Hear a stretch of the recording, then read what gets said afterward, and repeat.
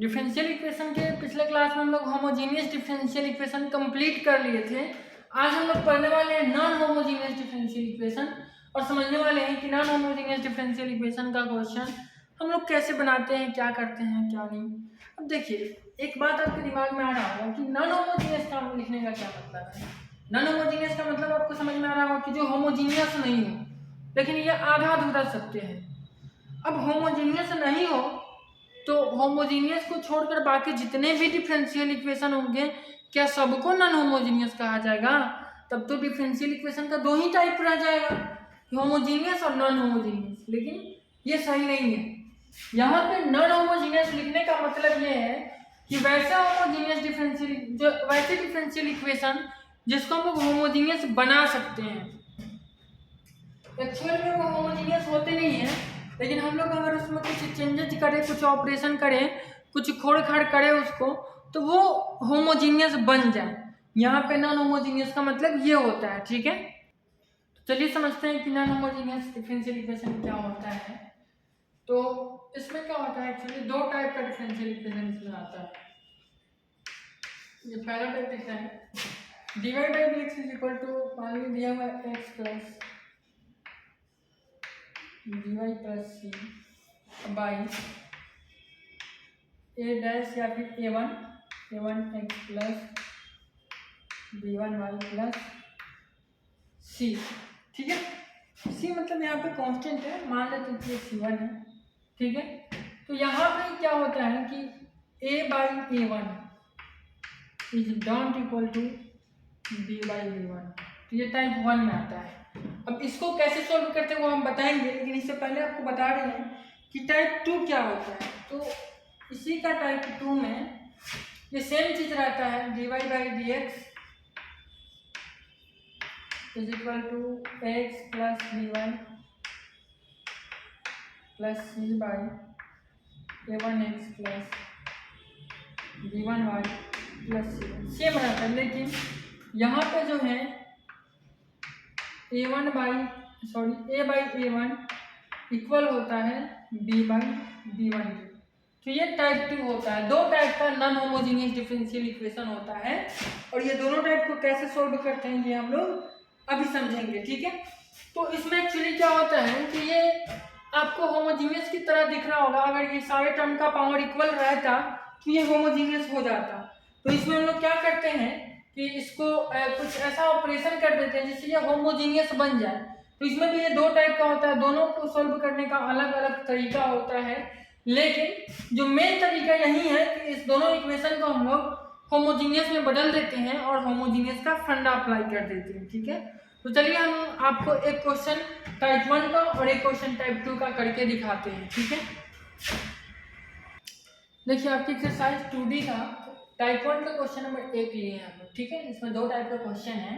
आपको बताए हैं कि नॉन होमोजीनियस डिफरेंशियल इक्वेशन दो टाइप के होते हैं।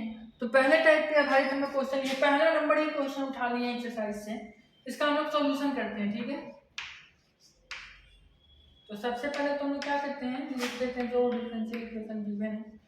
तो गिवन डी इज कितना, x प्लस y minus 3 into d y is equal to y minus x plus into D x. तो पहले क्या करेंगे, d x d y by d x का वैल्यू निकालेंगे। यहाँ से जब आप d y by d x निकालेंगे उसका, देखिए डी एक्स इससे मल्टीप्लाई है तो ये हो जाएगा y minus x plus 1 y, ये हो जाएगा एक्स प्लस वाई और माइनस 3। ठीक है, अब ये आपको नॉन होमोजीनियस की तरह दिख रहा होगा। आपको बताया था नॉन होमोजीनियस में x plus B Y plus C by a1x plus b1 y plus C रहता है, तो उसी टाइप से ये दिख रहा है। ठीक है, तो हम लोग इसको सजा लेते हैं। यहाँ पे जब भी ये आप इसको कह सकते हैं it is a non homogeneous, non homogeneous. ठीक है, differential equation non homogeneous D. ठीक है, अब यहाँ पे जब भी नॉन होमोजीनियस डिफरेंशियल इक्वेशन आएगा तो आपको क्या करना है, पुट करना है, put x is equal to x1 plus h and y is equal to y1 plus k, ऐसे पुट कर देना है। ठीक है, x की जगह पे x1 प्लस h रख देना है और y की जगह पे y1 प्लस के रख देना है। ऐसा क्यों रखना है आपको आगे समझ में आएगा। इसी की मदद से हम लोग क्या कर देंगे, आगे इसको होमोजीनियस में चेंज कर देंगे। तो जब भी हम लोग कुछ भी पुट करते हैं तो क्या करते हैं, उसको डिफरेंशिएट कर लेते हैं। इसका डिफरेंशिएशन करिएगा तो dx बाई dx 1 हो जाएगा x के रिस्पेक्ट में, और ये क्या हो जाएगा dx1 बाई dx। ठीक है, और प्लस h तो कांस्टेंट है तो इसका डिफरेंशिएशन क्या हो जाएगा, 0 हो जाएगा। एंड जब आप इसका डिफरेंशिएशन करिएगा y का तो ये हो जाएगा dy by dx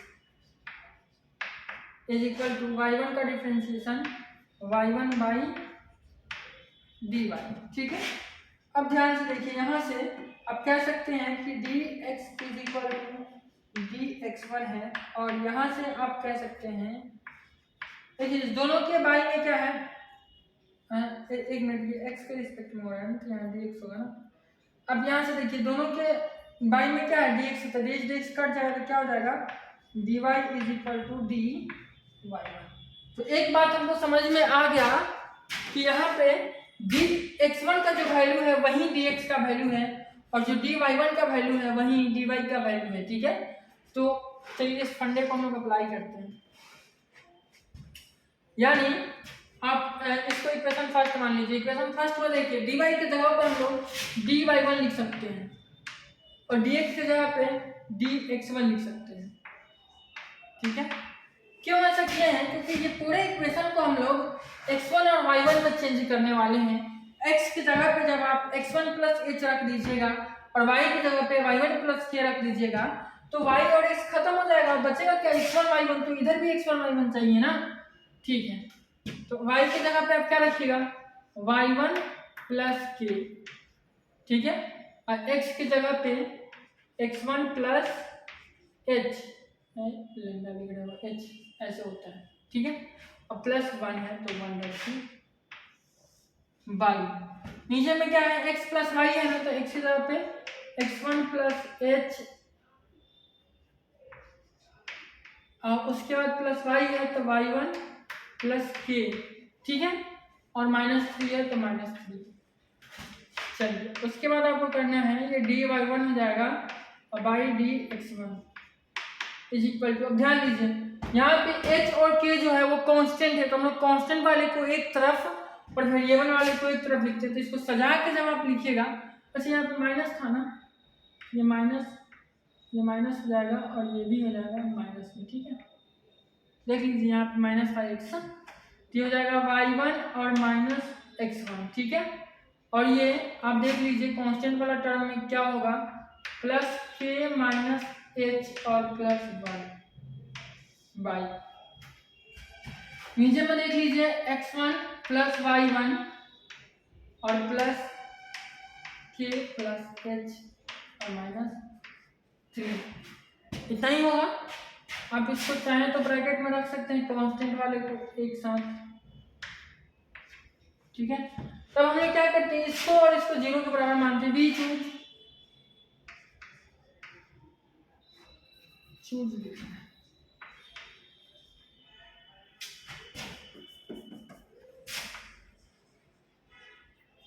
we choose k minus h को बार लूंगा लिखते हैं, k minus h plus 1 is equal to 0 and k plus h minus 3 is equal to 0। ठीक है, तो ये दो इक्वेशन हम लोग इसको चाहे तो मान सकते हैं। आप इसको एक इक्वेशन मान लीजिए, इक्वेशन सेकेंड, और इसको मान लीजिए इक्वेशन थर्ड, यहाँ एंड में लिखना था। ठीक है, यहाँ तक कोई दिक्कत, हम लोग इसको 0 मान के चल रहे हैं कि इतना बराबर अगर हम लोग 0 लेते हैं तो क्या होगा, इतना बराबर 0 क्यों ले रहे हैं, क्योंकि हम लोग को इसको होमोजीनियस बनाना है। अगर इसको होमोजीनियस बनाना तो ये 0 हो जाएगा, ये 0 हो जाएगा, खत्म हो जाएगा, इतना बाई इतना हो जाएगा। ठीक है, और इतना बाई इतना अगर हो जाएगा तो ये होमोजीनियस हो जाएगा। तो होमोजीनियस बनाने के लिए इस दोनों इक्वेशन को हम लोग 0 ले रहे हैं, मान लें कि 0 लेने पे क्या होगा, और 0 लेने पे जितना इसका आंसर आएगा उतना ही रख देंगे तो इक्वेशन सेटिस्फाई हो जाएगा। तो हम लोग लिख सकते हैं हेंस या फिर सॉल्विंग 2 and 3। 2 और 3 को सॉल्व करिएगा तो देखिए इसका क्या लिखते हैं, अब वो पढ़े हैं, चलिए ऐसे ही सॉल्व कर, वो एक मेथड होता है ना ब्रजगुणन मेथड, उससे आसानी से सॉल्व हो जाएगा। हिंदी में बोलते हैं, पता नहीं इंग्लिश में क्या बोलते हैं।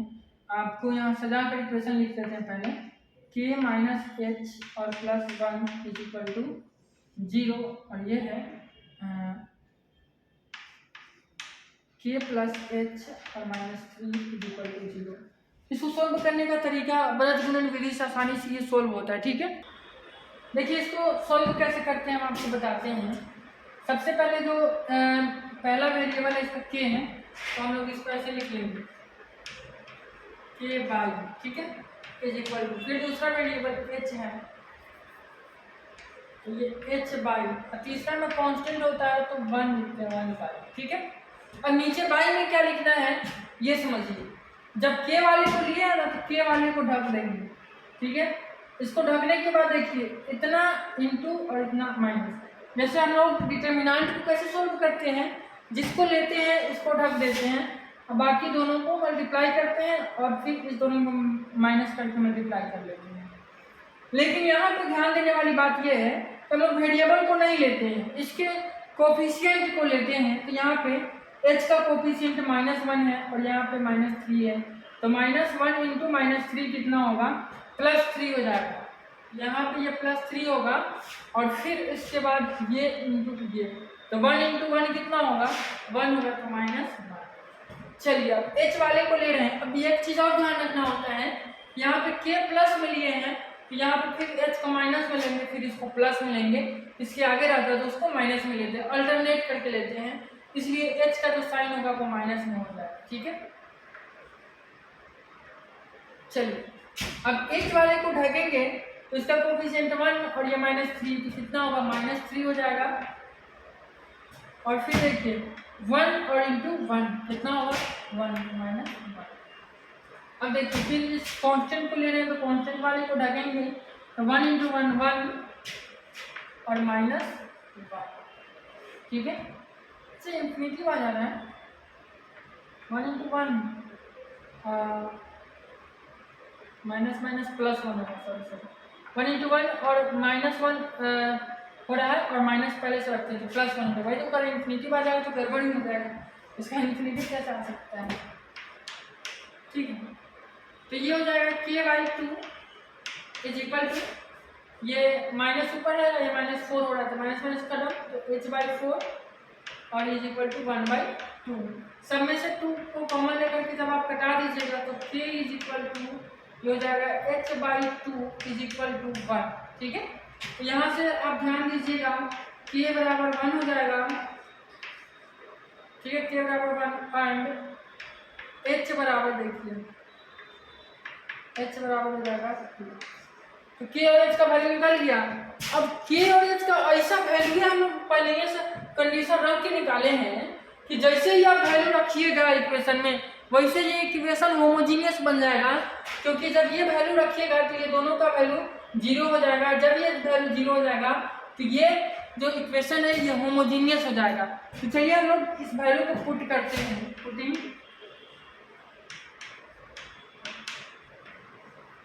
पुटिंग दिस वैल्यू हो जाएगा, यहाँ पे 2 वैल्यू है, दिस वैल्यू इन, जिसको इक्वेशन नहीं माने थे, मान इक्वेशन छोड़ दीजिए, सिरा लिख दीजिए, पुटिंग दिस वैल्यू, ठीक है। तो क्या हो जाएगा, dy1/dx1 इज इक्वल टू, यहाँ देखिए y1 और -x1 हो जाएगा, ठीक है। और भाई ये तो हम लोग 0 के बराबर मान लिए ना कि इक्वेशन 2 और 3 से इस वैल्यू के लिए है, तो ये इतना हो जाएगा, ठीक है, ये x1 और +5 वो 0, ठीक है। अब हम लोग इसको सिंप्लीफाई करेंगे तो ये एक होमोजीनियस डिफरेंशियल इक्वेशन है, लिख सकते हैं इट इज अ होमोजीनियस, ठीक है, होमोजीनियस डिफरेंशियल इक्वेशन। अब यहाँ पे हम लोग y बराबर vx को पुट करेंगे और इसको आगे सॉल्व करेंगे, ठीक है। लास्ट में k और h का वैल्यू रखेंगे। याद रखिएगा k और h का वैल्यू क्या आया है, k का वैल्यू 1 आया है, हम नीचे हम लिख लेते हैं k का वैल्यू 1 आया है और h का वैल्यू आया है 2। ये आपको नहीं लिखना होगा, हम लिख रहे हैं। चलिए इसको सॉल्व करते हैं। इधर वाला नहीं बताते हैं।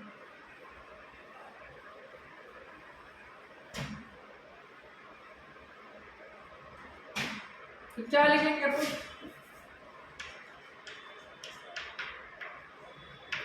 y बराबर vx लिखते हैं, लेकिन यहाँ पे x है क्या, यहाँ पे तो x1 है, तो y बराबर vx1 लिखेंगे कि y1 बराबर vx1 लिखेंगे। यहाँ पे तो y1 और x1 है ना, तो y1 x1 फॉर्म में लिखेंगे।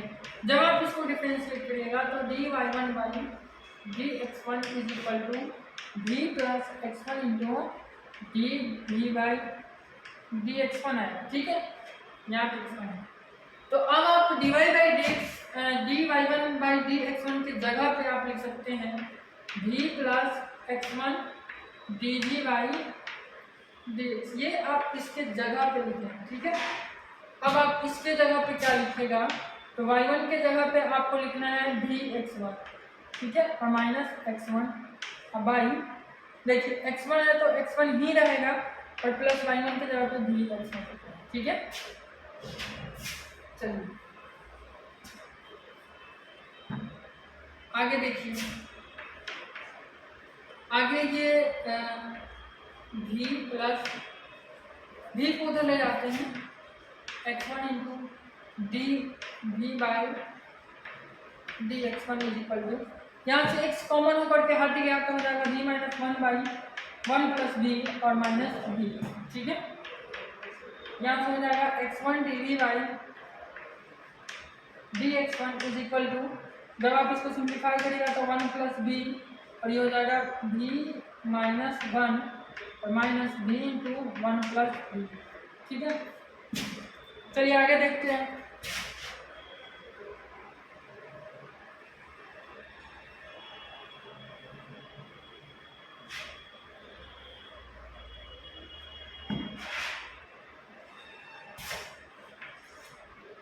देखिए यहाँ से x1 dv by dx1 is equal to, ये v माइनस 1 और ये माइनस v हो जाएगा और उसके बाद ये माइनस v स्क्वायर हो जाएगा। अब y में है 1 प्लस v, यहाँ v से भी खत्म हो जाएगा x1 into D v by dx1 is equal to, अब ध्यान दीजिए -1 और माइनस बी स्क्वायर है, दोनों में से माइनस को कॉमन ले सकते हैं, ठीक है। माइनस को कॉमन लेते हैं दोनों में से तो हो जाएगा 1 प्लस बी स्क्वायर और बाई 1 प्लस बी, ठीक है। तो 1 प्लस बी से 1 प्लस बी स्क्वायर कटेगा, नहीं कटेगा तो यार एक मिनट, ये 1 प्लस बी है और ये 1 प्लस बी स्क्वायर है, ठीक है, ऊपर में है 1 प्लस बी स्क्वायर। चलिए अब इसको इधर लाते हैं, कुछ हो सकता है क्या यहाँ पे, देखेंगे बाद में। इसको इधर लाते हैं तो ये हो जाएगा, अच्छा इस माइनस को हटाने के लिए इसको v माइनस 1 कर सकते हैं, तो v minus 1 by 1 plus B square, ठीक है, और into D we is equal to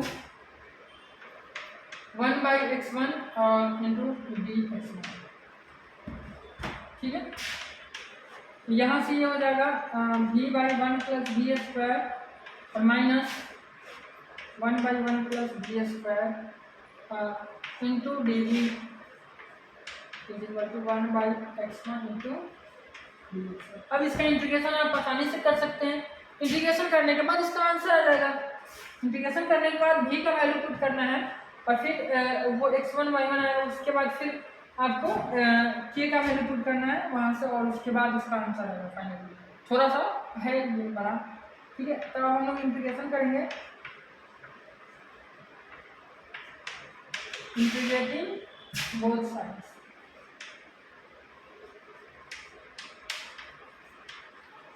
ठीक है, जब आप दोनों तरफ इंटीग्रेशन करिए तो क्या होगा, देखिए